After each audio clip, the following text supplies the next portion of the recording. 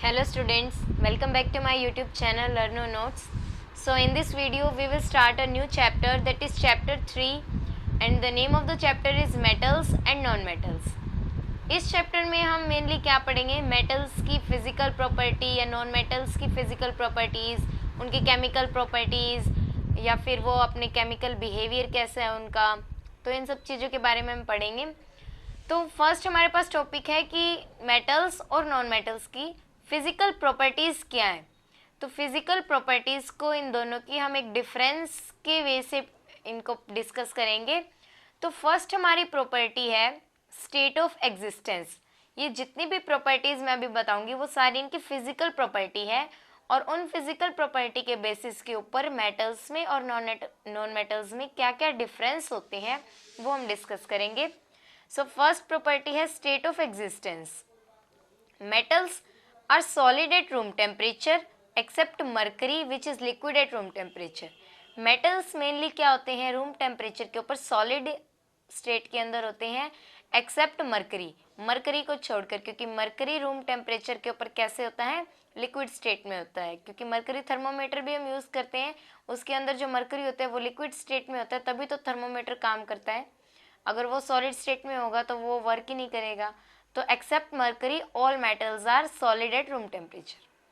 Non metals की अगर हम बात करें तो non metals exist in all the three states of matter, however gaseous state is the most common.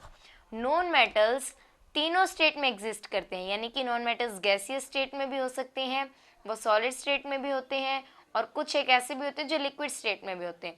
लेकिन मोस्ट प्रोबेबली वो किस में होंगे, गैसियस स्टेट में. मतलब जो मोस्टली जो नॉन मेटल्स होंगे वो गैसियस स्टेट में एग्जिस्ट करेंगे. नेक्स्ट हमारी प्रॉपर्टी है lustre. Lustre means shiny appearance. Metals have shiny surface that is lustre. यानी कि जो मेटल्स होते हैं उनकी जो सरफेस होती है वो शाइनी होती है, तो इसलिए मेटल्स के अंदर कौन सी प्रॉपर्टी होती है, lustre. We can say that metals are lustrous. लेकिन नॉन मेटल्स क्या होते हैं, non metals are normally non lustrous except iodine. Iodine को छोड़कर बाकी सारे नॉन मेटल्स क्या होते हैं, नॉन लस्टरस, यानी कि उनके अंदर कोई शाइन नहीं होती. आयोडीन एक्सेप्ट आयोडीन, क्योंकि आयोडीन में शाइनी अपीयरेंस होती है. नेक्स्ट हमारी प्रॉपर्टी आती है कंडक्टिविटी. कंडक्टिविटी यानी कि उनके अंदर से हीट या इलेक्ट्रिसिटी पास हो सकती है या नहीं हो सकती. तो कंडक्टिविटी के अंदर मेटल्स क्या होते हैं, good conductor of heat and electricity. Metals क्या है, good conductor of heat and electricity, यानी कि मेटल्स अपने अंदर से इलेक्ट्रिसिटी और हीट को अलाउ करते हैं पास होने के लिए. लेकिन नॉन मेटल्स क्या है, poor conductor of heat and electricity, यानी कि नॉन मेटल्स के अंदर हीट का और इलेक्ट्रिसिटी का कंडक्शन नहीं होता, वो इलेक्ट्रिसिटी और हीट को पास नहीं होने देते. एक्सेप्ट, इसके अंदर एक्सेप्शन क्या है, graphite which is a good conductor of electricity. इनके अंदर जो एक्सेप्शन है वो इम्पोर्टेंट है. तो नॉन मेटल्स के अंदर कंडक्टिविटी की प्रॉपर्टी में किस चीज़ की एक्सेप्शन है, ग्रेफाइट की, क्योंकि ग्रेफाइट क्या होता है, गुड कंडक्टर ऑफ इलेक्ट्रिसिटी होता है, वो इलेक्ट्रिसिटी को कंडक्ट करता है. नेक्स्ट हमारी प्रॉपर्टी आती है density. Density of metals is quite high. Metals की जो डेंसिटी होती है वो हाई होती है, यानी कि फॉर एग्जांपल हम लेते हैं density of iron is 7.89 gram per centimetre cube. जो भी मेटल्स हैं हमारे उनकी डेंसिटी हाई होती है, और जो नॉन मेटल्स होते हैं उनकी डेंसिटी क्या होती है, लो डेंसिटी होती है. For example density of phosphorus is 1.82 gram per centimetre cube. Next हमारी प्रॉपर्टी आती है hardness. Metals are usually very hard except alkali metals like sodium and potassium are quite very soft. Metals का जो appearance है, उनकी जो ये property है वो क्या है, बहुत हार्ड होते हैं वो. लेकिन इसके अंदर एक्सेप्शन क्या है, सोडियम और पोटेशियम. सोडियम और पोटेशियम इतने सॉफ्ट होते हैं कि हम उनको नाइफ से भी कट कर सकते हैं. तो इसके अंदर एक्सेप्शन क्या होगी हमारी, सोडियम और पोटेशियम. नॉन मेटल्स क्या होते हैं, non metals are normally soft except diamond is the hardest substance non. Non metals क्या होते हैं, जनरली सॉफ्ट होते हैं. उनके अंदर हार्डनेस की प्रॉपर्टी नहीं होती, लेकिन इसके अंदर एक्सेप्शन क्या है, डायमंड, क्योंकि डायमंड क्या है, हार्डेस्ट सब्सटेंस है। नेक्स्ट हमारे पास प्रॉपर्टी है सोनोरिसिटी की। Metals are sonorous which means that they produce sound when struck with some hard object। अगर हम मेटल्स को किसी हार्ड ऑब्जेक्ट से स्ट्रक करेंगे तो उनके अंदर से साउंड निकलेगी, यानी कि मेटल्स क्या है, sonorous. The property of producing sound is called sonorosity. Non metals क्या होते हैं, नॉन सोनोरस, यानी कि नॉन मेटल्स कोई साउंड प्रोड्यूस नहीं करते क्योंकि वो बहुत ब्रिटल होते हैं। अगर हम नॉन मेटल्स को स्ट्रक करते हैं तो या वो ब्रेक हो जाते हैं या फिर वो साउंड प्रोड्यूस नहीं करते। तो मेटल्स क्या है, नॉन सोनोरस होते हैं।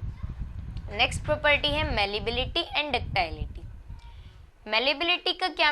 मेलिबिलिटी और डक्टाइलिटी का क्या मीनिंग है?